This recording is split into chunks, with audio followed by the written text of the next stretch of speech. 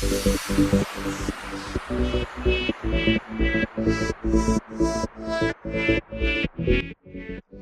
guys, welcome back to my channel. I'm sorry it's been so long since I've posted. I've just been super busy with 3 jobs, 2 kids, 2 cats, one fucking hell of a crazy life. Anyway, so I'm back, and to start off today's vibrant, colourful look, I'm going to go and prime the skin using the Becca Illuminating Primer.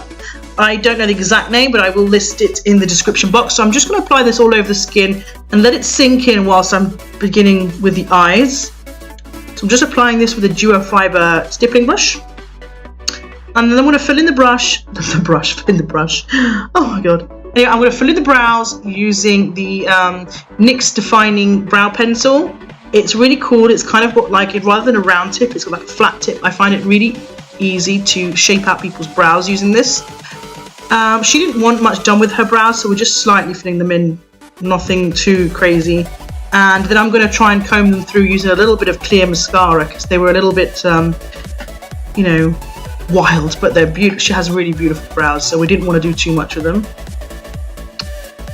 So once that's done, I'm just going to prime the under eye first using some MAC Select Cover Up in the shade NW25. So I'm applying this under the eye and on the upper eyelids.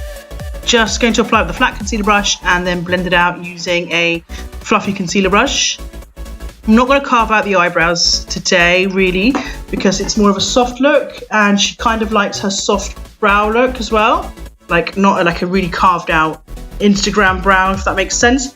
So after that, I'm just going to set this concealer with a little bit of powder.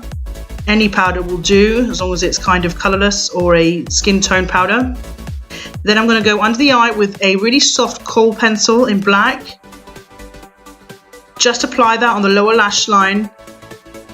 And after that, I'm going to blend it out using a pencil brush. Really smoke this look out. I wasn't sure what I was going to be doing, so I started off like this. I'm not sure what I was thinking today. I kind of did everything in reverse. Like you'll see with my foundation, I did it completely different to how I normally do it.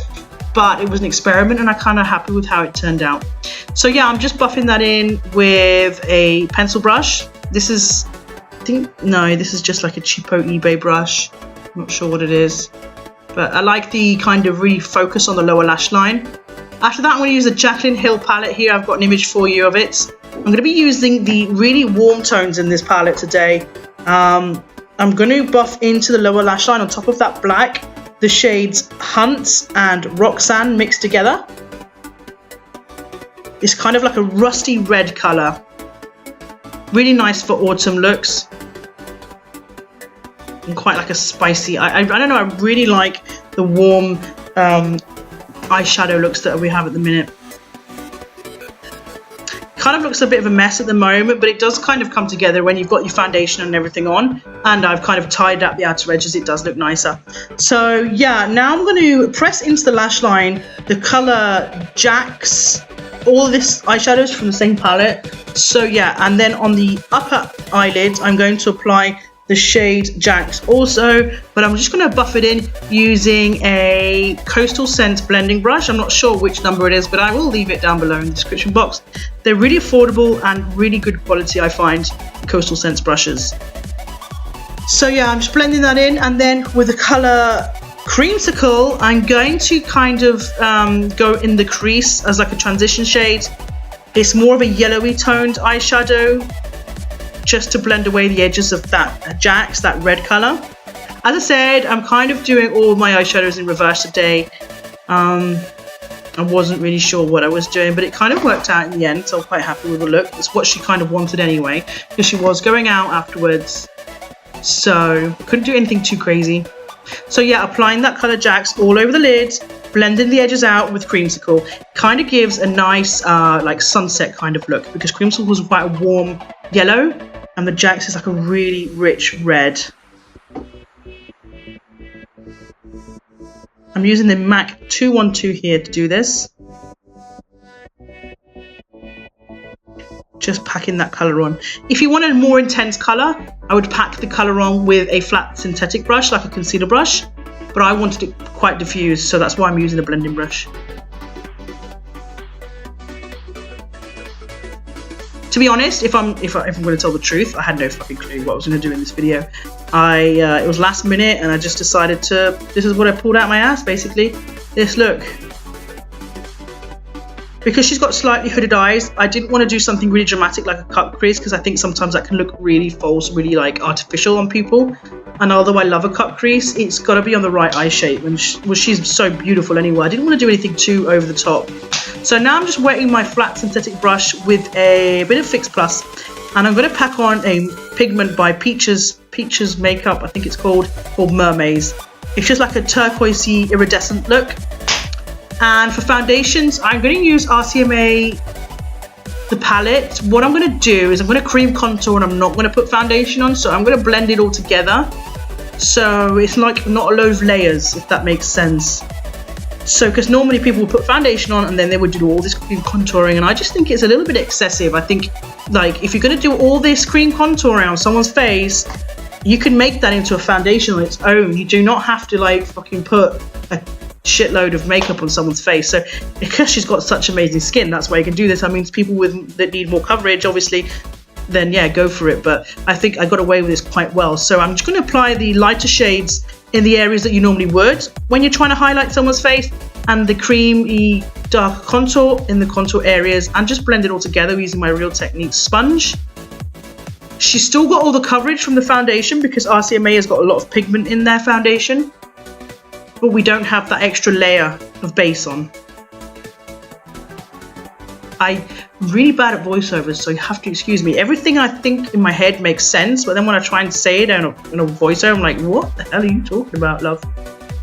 So yeah, blending that in, making sure everything is, she's got coverage everywhere. Like, I don't want it to be patchy. But I always thought that, you know, when I see people do the cream contouring, especially with the like stick foundations, I think, why don't you just use the foundation sticks as instead of the contouring, like at the same time, rather than add another layer of foundation onto someone? I think it's over the top.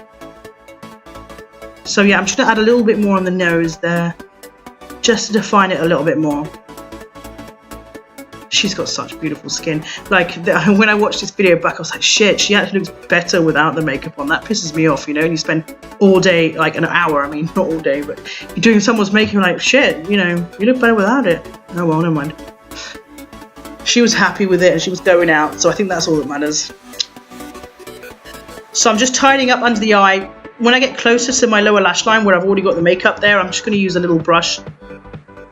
And to set the under eye, I'm using the Chanel I don't know, I can't say it. It's a Frenchy, beautiful word, but I can't say it. Anyway, it's an amazing powder. It's quite expensive, but it's like putting silk on your face. It's so light, and it sets the makeup beautifully without adding loads of coverage, and with adding any like color or anything. It doesn't give a white cast or anything like that. I really recommend it, but it is quite pricey. So I'm just going to apply that in the areas that I've highlighted, well, not highlighted, but you know, I've applied the lighter part of the foundation. And then the rest of the face, I'm going to set using my MAC Mirror Skin Finish in dark golden, I think it is.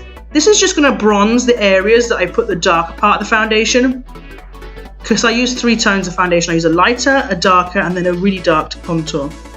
So in the areas that I put the darkest of my foundations, I'm going to contour now with the MAC Mineralized Skin Finish in Deep Dark, I think it's called. Just in the areas where you normally contour, using my NARS Eater brush. I love this brush. It makes it so easy to contour. Like, you can't go wrong, really. So you can see now she's starting to look really beautiful and bronzed.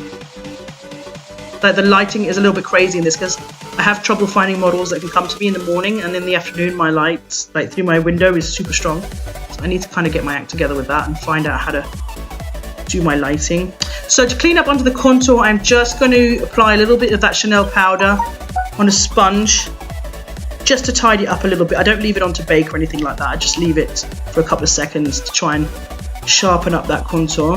And I'm just going to apply MAC Margin on the cheeks. Just sweep those up towards the temples. It's a really nice frosty coppery colour. Great for this kind of look. Doesn't add a lot of colour, but just a pinch, you know. And for highlight, I'm just going to use the MAC Mineralized something in the shade Superb. It's really beautiful. It's like soft and gentle, but it's a little bit deeper, so it's more for deeper skin tones. Really pretty. To highlight the inner corners and the brow bone, I'm going to use the Fenty Beauty Trophy Wife. I think it's actually beautiful, but I find it quite hard to use. It's not very, you can't use this on every person because it's super, super yellow. But with her skin tone, it kind of worked out quite nicely. I did add a little bit to the center of that highlight as well.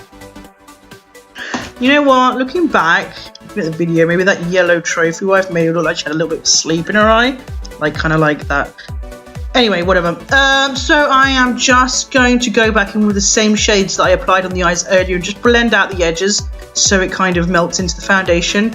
Always do this when you apply foundation after your eyeshadow, just so there's no harsh edges. For the lips, I am just applying MAC He Said She Said lip liner and then Hot Tahiti lipstick on top of that. It's like a brick red. In this video, it kind of pulls a little bit more of a hot red, but it is more of a subtle, bricky kind of red. It's more of a wearable red, even though it looks so vibrant in this video. It's really pretty. I'm going to line the waterline with the Makeup Forever Aqua XL in the turquoise shade. I do love this eyeliner, even though to make this less over the top, I probably would have applied more of a brown colour. There you can see my daughter sticking her My Little Pony into the video. She's so cute. And yeah, that is the end of the video. I did apply lashes and mascara. I probably just skipped over that. Obviously, I know she's prettier without the makeup. It's just a fun video, guys. Please do not tear me a new asshole saying, look, I just, I know how some people are on these makeup videos. But she's happy with it and she's going out. I think she could be pretty. Please follow me on Facebook, Instagram, and subscribe and like if you like this video. See you soon, and thank you for watching. Sound like an air hostess or something.